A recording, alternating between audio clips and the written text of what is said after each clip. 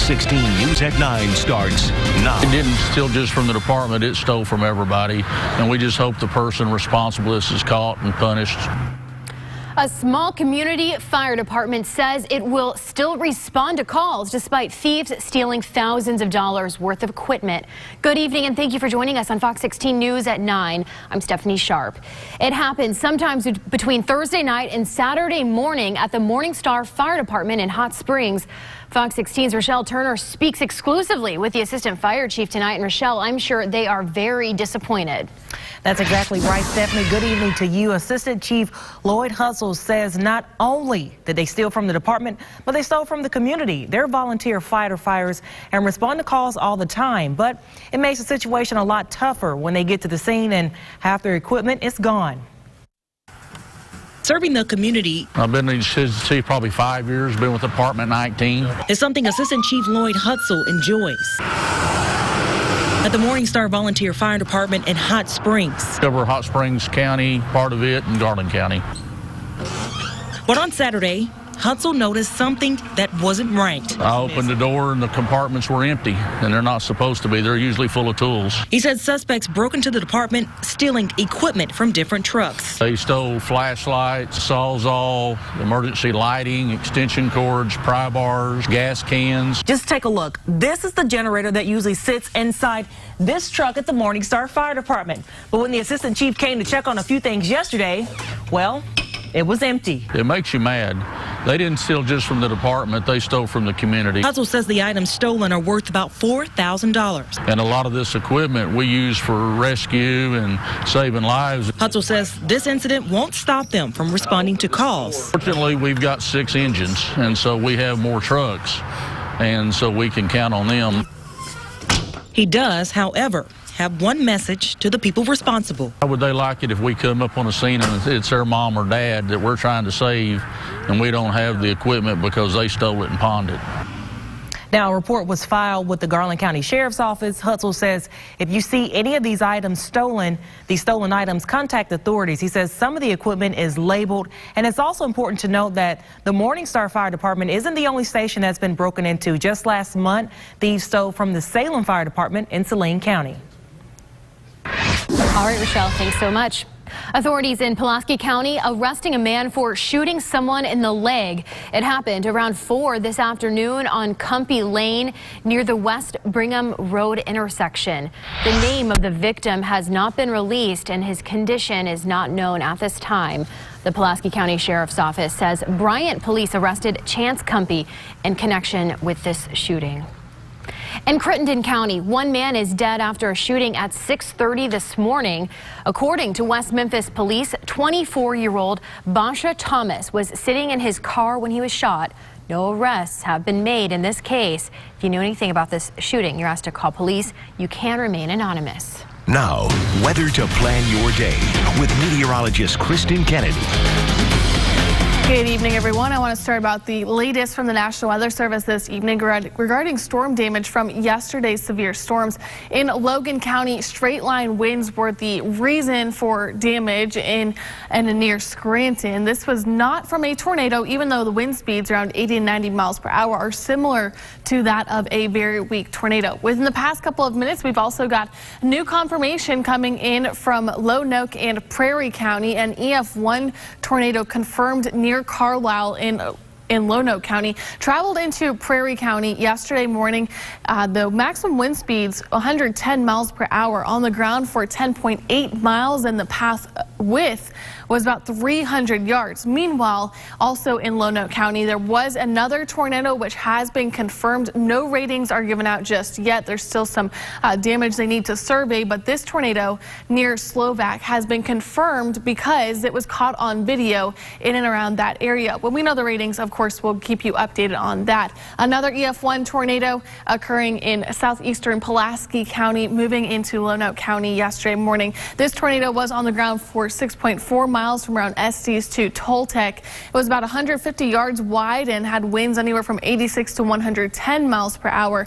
This storm system was responsible for injuring 2 people with minor injuries, as well as completely destroying 2 mobile homes. So an active day of severe weather yesterday, giving way to, unfortunately, now more rainfall moving into the natural state from the west. For the most part, it's light rain, not anything too significant, but rain is going to continue to stretch in across the state overnight tonight into tomorrow morning, with another system developing currently over the Pacific coast. That's going to bring showers and storms our way by the middle of the week. So we have spring-like weather on the way. That does include rainfall, but also includes temperatures which are going to be rising, then falling with our next cold front. We'll break it all down for you in your full forecast coming up in just a few minutes.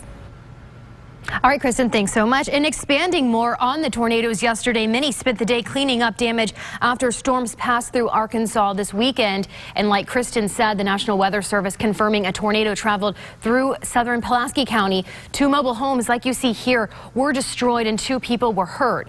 The injured couple not only lost their house, but their pets went missing. However, strangers found those dogs buried in debris, and those dogs are doing okay tonight. Fox 16's Price McKeon spoke to neighbors who are taking care of the animals until that couple returns home.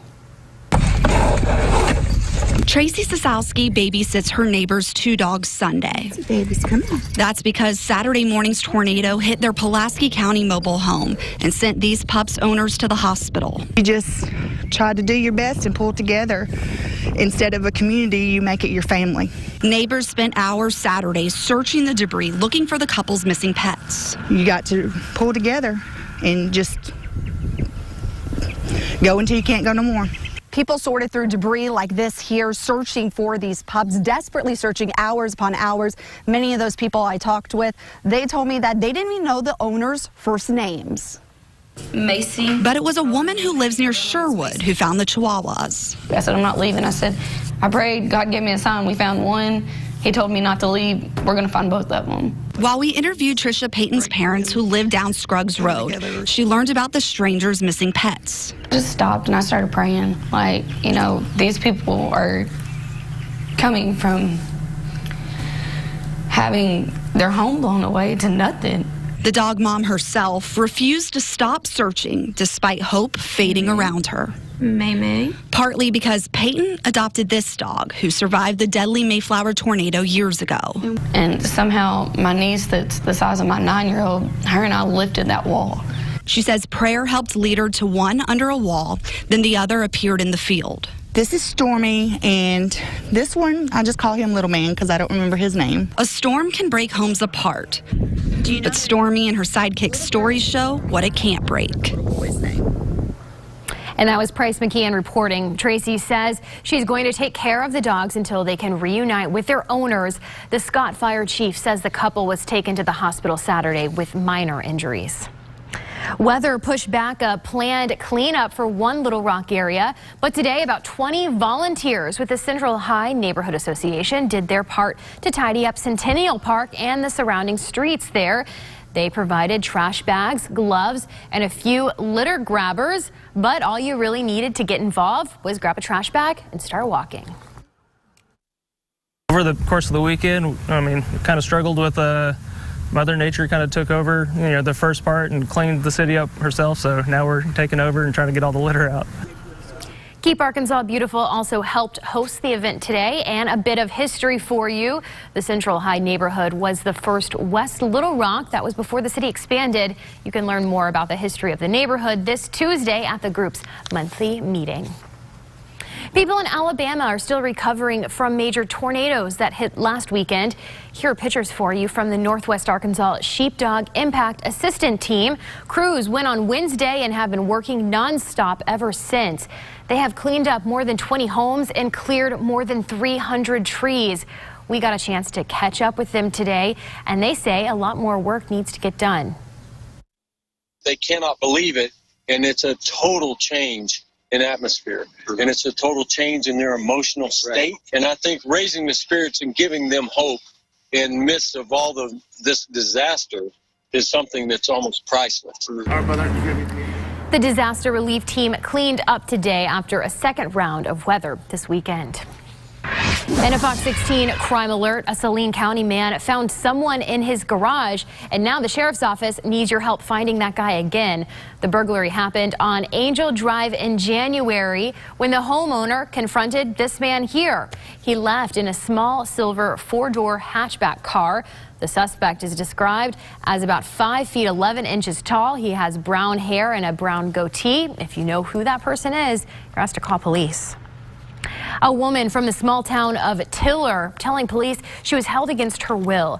Drew County deputies arrested Dakota Holly. He faces a charge of false imprisonment. She told police he held a gun to her head and took a bite out of her face. Holly is being held in the Drew County Jail on a $150,000 bond. He's also charged with aggravated assault and domestic battery. In other news tonight, a plane crash in Ethiopia is having a worldwide impact. Passengers from more than 30 different countries were on board, including 8 Americans.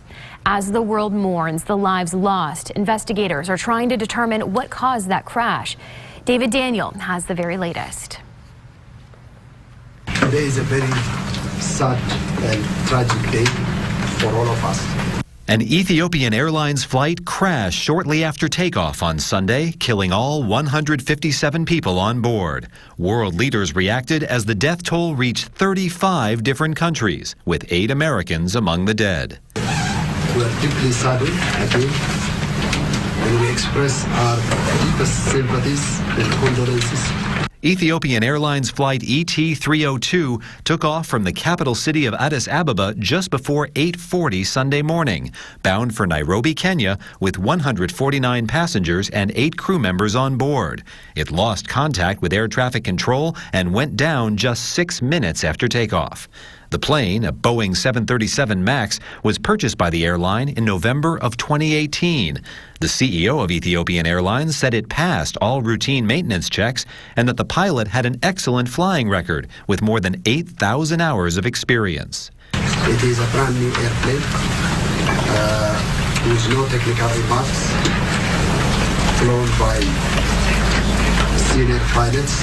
Investigators haven't pinpointed what caused the aircraft to go down, but say the pilot reported technical difficulties and had been given clearance to return to the airport. The NTSB is sending a 4-member team to the site to assist in the investigation. I'm David Daniel reporting. Well, coming up, we sprung forward and lost an hour of sleep today. Now we're seeing more daylight, though. Kristen will have a full check of our forecast and tell us if we can expect any sunshine since we have more daylight in the week ahead. And still to come, an Arkansas family searching for answers after a memorial bench was stolen from a cemetery. You're watching Fox 16 News at 9 with Stephanie Sharp, meteorologist Kristen Kennedy, and sports with Ben Creighton. Having dental